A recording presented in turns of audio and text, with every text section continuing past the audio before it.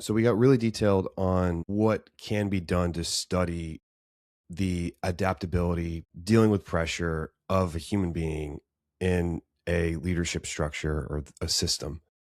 How does that help a VC go from, okay, I've got I've got my investment box. Like I want my founders to look like this and come from these pedigrees of schools and maybe working on these ideas. And I'm really looking for like these type of personality types because like that's what I think is successful. Yeah, I think that one of the ways I've been thinking about it is like a weighted average. So, in making a decisions right now in the venture space, what is typically occurring is that the decision making about people comes from a warm intro or two references, and then the team's gut feel or like felt sense of the person. And all of those are valuable points of information, but I think we need an additional assessment or body of information to come in to improve the way that we are evaluating people more objectively and with less bias. And so, what we're seeing as a result of the current status quo, which is the warm intros, the referrals, and the kind of gut feel, we're seeing 65% of companies failing because of people problems, and we're seeing um, a lot of minority and women founders, for instance, receiving only 3% of VC money.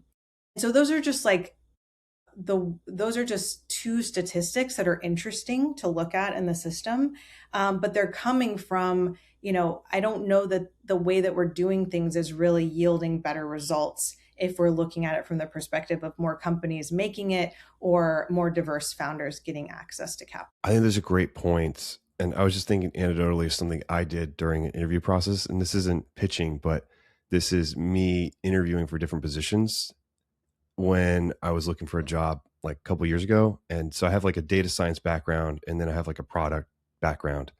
And so I was applying to data science roles and then product roles.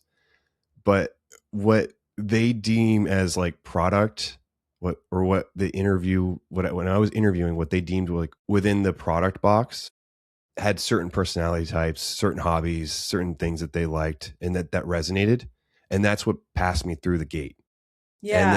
And then I had to do the same thing with data science. Like if I was doing data science, I talk about like nerdy things I like to do in my free time and tinkering with code and doing these things. And I would avoid like talking about sports or like other type of athletic activities. Whereas product, I talked about like running and fitness and all sorts of things and like doing hard stuff or whatever. And it's not necessarily saying that, hey, just because I run and do these things, I don't know how to code. But in the mind of who I was speaking with, it was like, okay, like these people aren't serious or like this isn't really what I'm looking for. Like I know that if these people do these things and they play like 4X real time strategy games, like they're probably better at coding than not.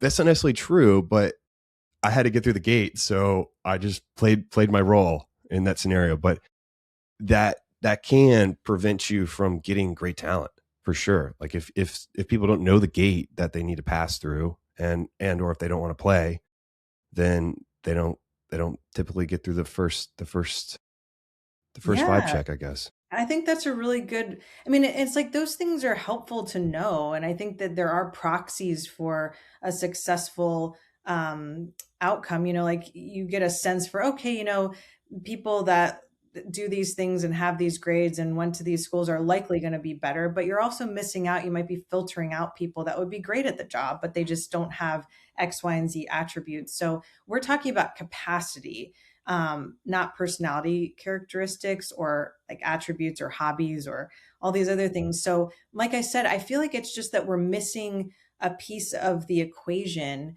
when we're making a decision. Like, why not bring in some of these analytics into the system so we can hopefully make more informed people decisions? Agreed. And it's not necessarily replacing the intros or these other things. It's another piece of information for that person to evaluate the company and leadership better. Yes, More exactly. information to make better decisions. Be more informed.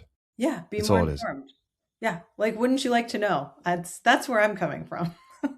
Yeah, no, I think everybody would love more information, definitely in today's day and age.